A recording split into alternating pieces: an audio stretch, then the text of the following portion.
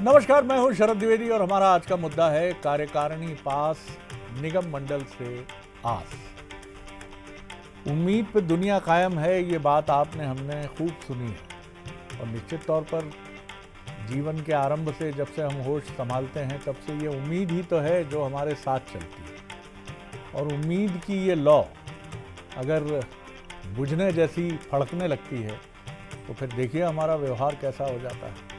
Depression, निराशा, खीज, क्रोध, ग्लानि, तमाम तरह के जो नकारात्मक भाव माने गए हैं।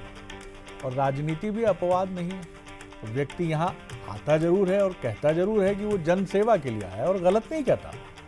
जन सेवा राजनीति का एक प्राइम ऑब्जेक्टिव है, क्योंकि उसके बिना तो आप चुनाव जीत ही नहीं सकते या सरकार बना ही नहीं सकते। लेकिन क्या आपसे पूछा जाए कि आप सिर्फ जन सेवा के लिए ही आए हैं, या पार्षद बने हैं तो पार्षद ही बने रहेंगे, विधायक हैं तो विधायक ही रहेंगे, मंत्री हैं तो मंत्री ही रहेंगे, मुख्यमंत्री हैं तो मुख्यमंत्री ही रहेंगे, तो मॉडेस्टी में उत्तर भले ही कुछ और दिया जाए। नितिन गडकरी साहब का बड़ा क्लासिक एग्जाम्पल है कि हर कोई दुखी है। जो मंत्री बन गया वो कहता है डिपार्टमेंट अच्छा नहीं है, जो मंत्री नहीं बना है वो सोचता है मंत्री कब बनेंगे। तो ये तमाम तरह की जो चीज़ें हैं ये चलती हैं, लेकिन ये हर जगह चलती है। राजनीति भी कोई ऐसी चीज़ नहीं है कि सिर्फ ये राजनीति में ही घटता है। तो अब बीजेपी निगम मंडल और तमाम वो पद जिन्हें आप और हम पॉलिटिकल अपॉइंटमेंट्स कहते हैं, उसकी तरफ अब जाएगी। एक दिन मुख्यमंत्री डॉक्टर मोहन यादव जी ने सुरक्षित रखा था। समझा जाता है कि उस दौरान भी बहुत सारी चीज़ें तय हुई होंगी, हो सकती हैं तय। आज इसी पर डिबेट है, लेकिन सबसे पहले देखिए हमारी ये स्पेशल रिपोर्ट। बीजेपी के प्रदेश कार्यालय में अचानक सरगर्मी बढ़ गई है। प्रदेश के कोने कोने से नेता प्रदेश अध्यक्ष हेमंत खंडेलवाल से मिलने आ रहे हैं। कई दिनों से गायब चेहरे भी अचानक नजर आने लगे हैं। प्रदेश कार्यकारिणी की घोषणा के बाद से ही ये सरगर्मी बढ़ी है। कहा जा रहा है कि प्रदेश कमेटी की घोषणा के बाद अब निगम मंडल के अध्यक्ष पदों पर पार्टी का फोकस है। प्रदेश अध्यक्ष ने इसके संकेत भी दे दिए हैं। प्रदेश की कार्य समिति हमने हमारे सामने पदाधिकारियों की घोषणा की है। इसके बाद बाकी भी जो हमारे पदाधिकारी बनना है उसके बारे में भी जल्दी हम निर्णय लेंगे, और सारे वो काम जो संगठन और सरकार को मिलकर करने हैं उसमें हम निश्चित समय पे हर पदों को भरेंगे भी, और हमारे कार्यकर्ताओं को जहाँ पे हमें एडजस्ट करना है, जहाँ बनाना है उसे बनाएंगे। वरिष्ठ नेताओं से सजी बीजेपी में कई चेहरे ऐसे हैं जो अपनी भूमिका की तलाश में हैं और निगम मंडलों के रूप में उनके लिए एक आस जगी है। प्रदेश अध्यक्ष से मिलने पहुंचे विधायक अजय बिश्नोई, विनोद गोटिया और पूर्व मंत्री गिरिराज दंडोतिया भी इन चेहरों में शामिल थे। हालांकि सभी पार्टी का सिपाही होने का दावा कर रहे हैं। सामान्य मुलाकात थी, सामान्य मुलाकात रही, मिले, दीपावली की शुभकामनाएं दी उनको। पार्टी के जो आदेश है वो स्वीकार है, कार्यकर्ता हैं पार्टी के। निगम मंडल के जरिए कुछ असंतुष्टों को भी साधा जा सकता है। खासतौर पर सिंधिया समर्थक इमरती देवी जैसे नेताओं के नाम लिए जा रहे हैं। लिहाजा कांग्रेस ने भी तंज कसने का मौका निकाल लिया है।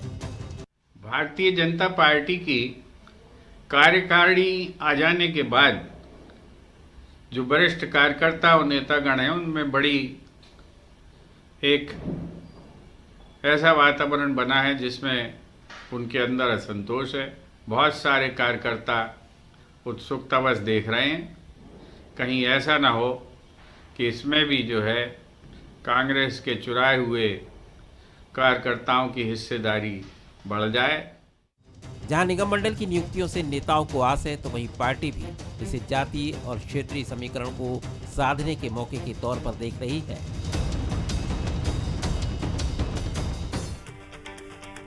कभी कभी लगता है कि जो व्यक्ति कह रहा है राजनेता ही नहीं, लेकिन वो कहे कुछ भी, लेकिन बात अगर मन की सुनाई दे तो कितना ज़बरदस्त हो। वो कह रहा है कि मैं पार्टी का अनुशासित कार्यकर्ता हूँ, सुनाई दे रहा बहुत दुखी हूँ, पद नहीं मिला, पीड़ा से भरा हूँ, क्या करूँ, जा भी तो नहीं सकता, उम्र इतनी हो गई, क्या करूँ अब आप ही बताओ। तो कई बार ये मनुष्य की चुनौती है। मैं फिर कहूँगा राजनेताओं की नहीं, आपकी हमारी भी होती है कि हम सोच कुछ और रहे होते हैं, बोल कुछ और रहे होते हैं। हमारे जो सवाल हैं वो देख लीजिए, क्या कार्यकारिणी के बाद अब बीजेपी का निगम मंडल पर फोकस है? जाहिर तौर पर होना ही चाहिए। क्या निगम मंडल में उपेक्षित चल रहे चेहरों को जगह मिलेगी, जिनके नाम भी आपने पैकेज में देखे ही होंगे?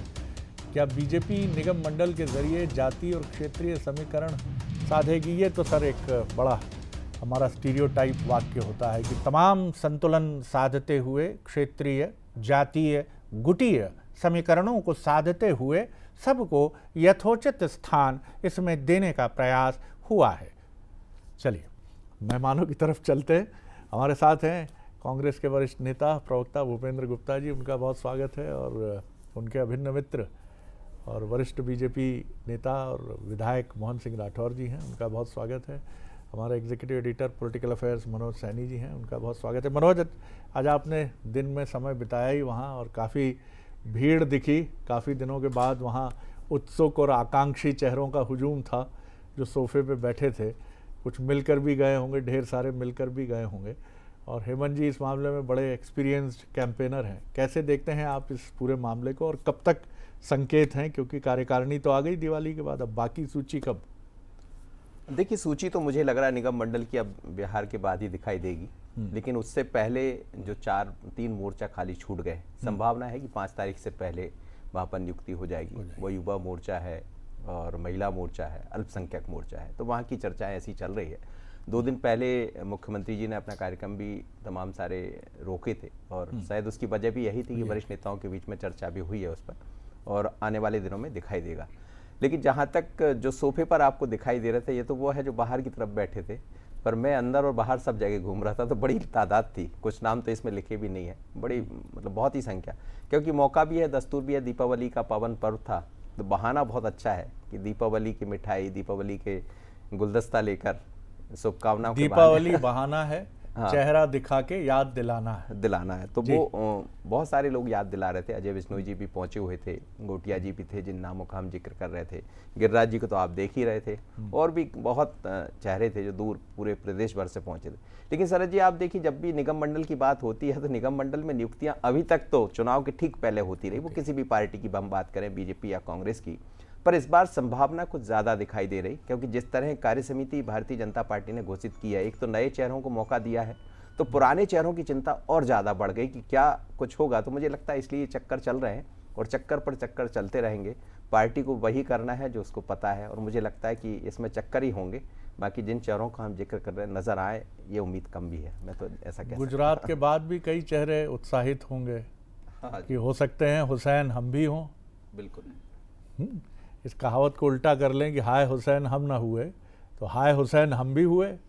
हो सकता है कि गुजरात की तर्ज पे कुछ हो, और बड़ी संख्या में पुराने, ईश्वर न करे, मतलब कहा ही जा सकता है भैया, सबके साथ शुभता हो, लेकिन फिर भी वो चेहरे भी होंगे जो कह रहे होंगे कि भाई साहब हम न का खराबी, भाई साहब सेवा भावी तो हम भी हते। बिल्कुल जी। चलिए भूपेंद्र जी, आपने अपनी बात तो रखी दी थी, तमाम बातें भी आपने कही थी। जय नागड़ा जी, वरिष्ठ पत्रकार, राजनीतिक विश्लेषक भी हमारे साथ जुड़े हैं, उनकी तरफ भी मैं चलूँगा। जी भूपेंद्र जी, आपकी टिप्पणी, फिर जय जी की तरफ चलूँगा। जी देखिए, जो है पिछले जितने अध्यक्ष थे बीजेपी के, उनके मुकाबले खंडेलवाल जी ने थोड़ी जल्दी अपनी कमेटी घोषित कर दी है, इसलिए लोगों की अपेक्षाएं भी हैं कि बाकी फैसले भी ज़रा जल्दी हो सकते हैं। और ये बात सत्य है कि जो आखिरी 6 महीने बचते हैं चुनाव के पहले के, लगभग ये निगम मंडल तभी बांटे जाते हैं। ये ऐसी एक लगभग जो है जिस तरह से फैसले होते हैं, वो है कि ये आखिरी रेवड़ी के तौर पर बांटे जाते हैं। तो अब ये एडजस्टमेंट अगर जल्दी हो जाता है तो निश्चित रूप से लोगों को काम करने का मौका मिलेगा। और अगर भारतीय जनता पार्टी ने तय कर लिया है एक पीढ़ी बदलाव का, तो नए लोगों को मौका मिलना चाहिए। हालांकि उनने अभी एक आयोग बनाया है जिसमें एक 83 साल के बुज़ुर्ग को वो ले आए हैं, तो इससे ये दावा थोड़ा कमज़ोर पड़ता है कि वो नौजवानों को स्थान देने वाले, लेकिन ये ज़रूरी है। और बहुत सारे आयोग ऐसे हैं, बहुत सारे निगम ऐसे हैं जिनकी बहुत सारी गतिविधियों से जो है समाज में कल्याण का वातावरण बनता है, तो उनका गठन जो है समय पर कर देना चाहिए। और बीजेपी अगर ये करती है तो स्वागत योग्य है। बिल्कुल ठीक बात है, यह आपकी इस बात से सहमति है कि समय मिलना चाहिए। अगर आप सिर्फ एक ऑर्नामेंटल मानते हैं नियुक्तियों को तो कोई अर्थ नहीं है इसका। क्योंकि ये तो फिर ऐसा है कि पॉलिसी ऑफ अपीजमेंट हो गया, तुष्टिकरण की नीति हो गई, किसी भी पार्टी की बात हो। जय जी, एक छोटी टिप्पणी आपकी जी। शरद जी, ये बात सही है कि इस समय जैसा आपने शुरू में ही कहा कि उम्मीद पे सारी दुनिया टिकी है, तो जिन्हें अभी तक कोई पद नहीं मिले कहीं संगठन में या कहीं मंत्रिमंडल में एडजस्ट नहीं हो पाए, तो निश्चित रूप से उनकी सारी उम्मीदें हम निगम और मंडल के हैं। ये बात भी सही है कि इतने कम समय में वो क्या कर पाएंगे, क्या परफॉर्म कर पाएंगे, ये एक बात अलग सवाल है। लेकिन कहीं ना कहीं वो अपने कार्यकर्ताओं के बीच में अपनी एक हैसियत दिखाने का एक मौका होता है कि देखिए अभी भी हम अप्रासंगिक नहीं हुए, हमारी पकड़ ऊपर बनी हुई है। ये भी कई बार महत्वपूर्ण होता है, तो इसलिए पद के प्रति एक लालसा तो स्वाभाविक है। और आपने बहुत अच्छे तरीके से उस बात को कहा कि कैसे अंदर मन की बात को आपने कह दिया, तो वो बात तो खैर सभी के साथ है जी। बिल्कुल आपने सही कहा कि ये बात तो है। और लेकिन अब बीजेपी की चुनौती ये भी है जय जी की इतनी बड़ी पार्टी हो गई है, ये इतना बड़ा विराट आकार और आकृति है इस पार्टी की कि अब कैसे और कैसे स्थान मिले, कितने लोगों को स्थान मिले। ये तो इस पार्टी का गुण है कि ये अपनी ताकत, अपनी शक्ति और संगठनात्मक प्रभाव से असंतोष को खदबदाता तो है, लेकिन उसको लावा बनकर ज्वार भाटा नहीं बनने देती है। नहीं तो ये बीजेपी के लिए बहुत बड़ी चुनौती बने। जी मोहन जी, एक आपकी टिप्पणी जी। देखिए, माननीय हेमंत खंडेलवाल जी संगठन के तपे हुए व्यक्ति हैं और उसका परिचय उन्होंने अभी जो कार्यकारिणी गठित हुई है इसमें माननीय मुख्यमंत्री जी से उनका तालमेल है, वरिष्ठ नेताओं से, केंद्रीय नेताओं से तालमेल है, उसका बहुत अच्छा परिचय दिया है। और आप निश्चिंत रहिए, जैसे मैं माननीय गुप्ता जी के चेहरे पर इस बात को लेके बड़ी मुस्कुराहट देख रहा हूँ कि शायद भारतीय जनता पार्टी में जब ये निगम मंडल हों उसके बाद कोई ऐसा अवसर आए कि जहाँ पार्टी के अंदर कुछ तो भी गलत चल रहा है उसका एहसास हो, तो कांग्रेस को थोड़ी सी दम आए। लेकिन मैं आपको एक विश्वास दिलाना चाहता हूं कि आप एक बात मान के चलिए शरद जी कि भारतीय जनता पार्टी अनुशासन की पार्टी है। हर व्यक्ति की चाहत होती है कि उसे कोई ना कोई दायित्व मिले ताकि वो जिन क्षमताओं से काम करना चाहता है वो क्षमताएं दिखाने का अवसर मिले। और जहाँ तक वरिष्ठ नेतृत्व की बात है, इतने निचले स्तर तक पूरा एनालिसिस होता है कि आप निश्चित मानिए जो जिसके योग्य है उसको वो पद और वो उसको काम करने का मौका ज़रूर मिलेगा। कभी किसी को मिलता है, कभी किसी को मिलता है, लेकिन जिसको भी मौका नहीं मिलेगा वो अगली बार अपनी बारी का इंतज़ार करेगा। कांग्रेस की तरह छींचा लेदर नहीं करेगा पार्टी की। ये अनुशासन की पार्टी है, संगठन की पार्टी है और उसी दिशा में सारे लोग करते हैं। या आपने देखा होगा कि पोलिंग बूथ से लेके और शक्ति केंद्र तक और शक्ति केंद्र से मंडल, जिला, पूरी कार्यकारिणियों का गठन इतने आराम से होता चला गया कि जहां एक पोलिंग बूथ के अध्यक्ष को भी हाथी पर बिठाकर लोग सम्मान से उसके दायित्व का एहसास कराना चाहते हैं। उसी क्रम में आप मानिए जब निगम और मंडल भी होंगे तो प्रत्येक भारतीय जनता पार्टी का कार्यकर्ता, जैसे आज आपने उत्सव का माहौल देखा था भारतीय जनता पार्टी के प्रदेश कार्यालय में, मैं भी गया था जी। माननीय हेमंत खंडेलवाल जी को सब लोग जितने जाकर मिल रहे हैं, आपको लगता होगा कि वे अपने अपने पदों की बात कर रहे हैं, पर नहीं, मैं स्वयं भी मिला उनसे और उनकी एक बहुत अच्छी कार्यकारिणी बनाने के लिए जिम्मेवार लोगों को वो दायित्व जो मिला है उसकी बधाई के लिए सब लोग मिले हैं। दीपावली की हार्दिक शुभकामनाओं के लिए लोग मिले। मनोज, ये बात तो सही है कि बीजेपी एक अलग मिजाज की पार्टी है। आप 2023 याद करिए, दो अनिच्छुक राजनेताओं को टिकट देती है, नागेंद्र सिंह और जयंत मलैया जी। एक मेरे ख्याल से 80 के नजदीक, एक 80 पार नागेंद्र सिंह जी, दोनों जीतते भी हैं। अब ये देखिए कि जो कह रहा है कि हमें तो उम्मीद ही नहीं थी और ना हम कोई बहुत इच्छुक नहीं थे, पार्टी ने कहा मान लिया हमने। और दूसरी ये बात भी मोहन जी की बिल्कुल ठीक है कि कांग्रेस कितनी कोशिश करे, बीजेपी में असंतोष नहीं ढूंढ सकती और बीजेपी को भी ये सावधान रहना चाहिए। कांग्रेस में असंतोष खूब मिलेगा, लेकिन इस असंतोष के साथ भी कांग्रेस चौंका देती है कई बार। देखिए, एक चीज और है, जैसा आप कह रहे हैं शरद जी, लेकिन भारतीय जनता पार्टी में बहुत तेजी से बदलाव हुआ। पहले तो कुछ विरोध के स्वर दिख भी जाते थे, अब तो आवाजें भी नहीं निकलती। अब तो मतलब इस तरह का एक मैनेजमेंट तैयार हुआ है बीजेपी का। अब उसके पीछे वजह, जैसा आप कह रहे थे, बहुत बड़ी पार्टी है, लेकिन इतनी बड़ी पार्टी को मैनेज पार्टी है, फिर गुजरात जैसे अनुभव है, सारे मंत्रियों से इस्तीफा ले लिया, 16 मंत्री। आप ये देखिए, राजनीतिक संस्कृति में ये एक अलग किस्म की बात है और कोई आवाज नहीं निकली, तो कोई आवाज नहीं निकली। बिल्कुल, तो वही स्थितियां यहाँ है। मैं देख रहा था कार्य समिति बनने के बाद, ऐसा लगा था कि सीनियर नेताओं को चूंकि जगह कम मिली है, बहुत 13-14 लोग वापस हुए हैं उसमें, बाकी लोगों को तो जगह मिली नहीं। और जिन लोगों को मौका दिया, जैसा आप कह रहे थे, आज पवन ओबीसी मोर्चा के अध्यक्ष जो पहुंचे थे भारतीय जनता पार्टी के दफ्तर, तो वो कह रहे थे मैं तो गांव का, मुझे ही नहीं पता था कि पार्टी मेरा इतना ख्याल रखती। पिछली बार चुनाव में मुझे ऐसा लगा था, अलग हट के बात कर रहे थे कि मुझे दरकिनार कर दिया, लेकिन बीजेपी ऐसा ख्याल रखती, ये वही है। इसलिए उन्होंने कहा कि चाय वाला और गौ पालन करने वाला मुख्यमंत्री बन गया। पर ये मानकर चलिए कि अब चीज़ें बहुत तेज़ी से बदल रही भारतीय जनता पार्टी में, तो एक बड़ी चुनौती तो पार्टी के भीतर दिखाई दे रही है। और हेमंत खंडेलवाल जिस तरह कार्यकर्ताओं से मेल मुलाकात कर रहे हैं, मुझे लगता है उनके अंदर वो टैलेंट है कि वो उसको संवार भी लेंगे। जय जी, ये भी एक बड़ा सवाल है कि बीजेपी ने बीते करीब करीब आप कह लीजिए 1.5 दशकों में, 15 सालों में ये बताया है कि हमारे लिए नेता महत्वपूर्ण नहीं है। आप उत्तराखंड चले जाइए, वहाँ आपको उदाहरण मिलेगा, मुख्यमंत्री बदले गए। आप इधर चले जाइए हरियाणा में तो सैनी साहब हैं, अब इसके पहले जो थे खट्टर साहब वो केंद्र में हैं। रूपाणी साहब की जगह भूपेंद्र जी आ गए वहाँ पर। फिर आप कई बार पार्षद 100% बदल देते हैं, दिल्ली हो या गुजरात का एग्जाम्पल हो। आपको कैबिनेट रीशफल करना है तो आप कुछ नई राजनीतिक संस्कृति के साथ सामने आते हैं। तो मैसेजिंग एक साफ है, हम अवसर दे रहे हैं, आपके पास आएंगे, आप धैर्य से इंतजार करिए, और अगर आपने कोई चूक की तो वो तो चूक हमेशा के लिए रिकॉर्ड होगी।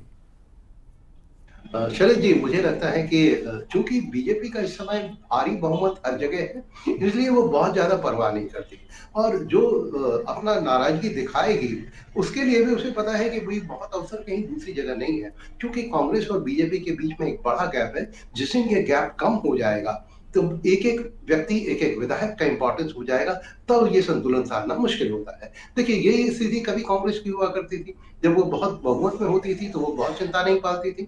दिक्कत यही है कि जब बहुमत होता है, और हमारे यहाँ तो वैसे भी कहा है कि समर्थ को नहीं दोष गुसाई, जब आप बहुत सामर्थ्यवान हो तो फिर आपको दोष नहीं लगते। लेकिन यही क्रिटिकल यदि कंडीशन होगी, बहुत सरकार बनाने के लिए आपको 2-3 विधायक भी यदि उधर उधर होते हैं, तब फिर आपको एक एक व्यक्ति की चिंता होगी, एक एक व्यक्ति की नाराजगी की चिंता होगी, और उसके लिए लोग अभी बहुत खुल के नहीं आ पाएंगे। तो मुझे लगता है कि ये बीजेपी के लिए बहुत सहूलियत वाली स्थिति। एक चीज और हुई है कि चूंकि पूरे देश में चाहे छोटा चुनाव हो या बड़ा, मोदी जी के चेहरे पर वोट मांगे गए हैं, इसलिए कार्यकर्ताओं के लिए या बाकी नेताओं के लिए बहुत जगह रह नहीं गई है। तो वो एक बड़ा फैक्टर कहीं ना कहीं पार्टी के लिए काम कर रहा है। जी ठीक है, आपने इंदिरा जी भी जब अपने पूरे ताकत के साथ होती थी तो मध्य प्रदेश से हमने सुना है, राजनीतिक ऑब्जर्वर्स कहते हैं कि विद्याचरण जी जाते थे, श्यामाचरण जी जाते थे, अर्जुन सिंह जी जाते थे, माधवराव सिंधिया जाते थे, मोतीलाल वोरा जाते थे, लेकिन मैडम जो उनका प्रिय संबोधन था वो एक ही चीज़ कहती थी, मुझे मध्य प्रदेश चाहिए, आपके इश्यूज़ हम देख लेंगे। और किसी की मजाल नहीं होती थी कि वो कोई आर्ग्यूमेंट करे।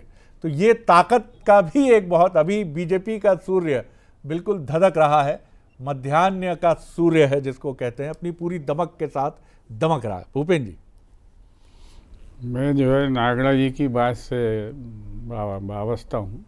बहुत अच्छी बात उन्होंने कही है कि अभी चीज़ें उरूज पर हैं, इसलिए बहुत सी चीज़ें दिखाई नहीं पड़ रही हैं।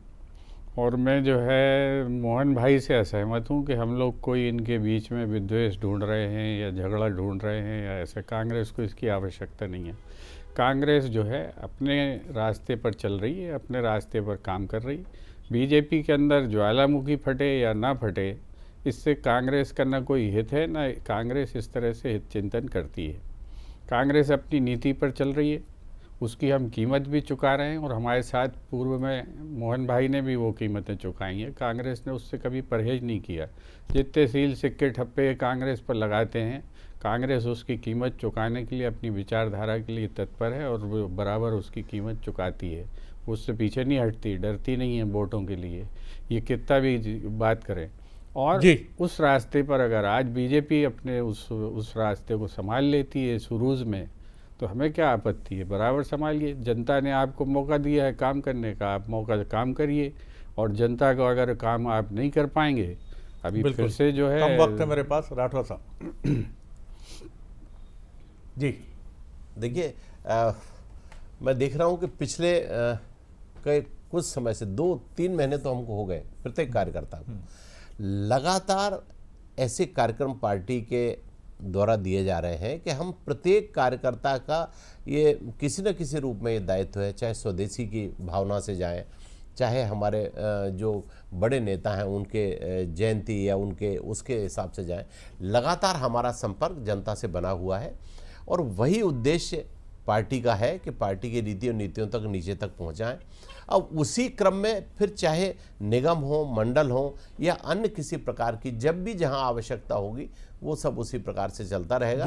तो पार्टी जो है वो अपना दायित्व तो बहुत इस चीज़ पे ज़्यादा विचार नहीं करती।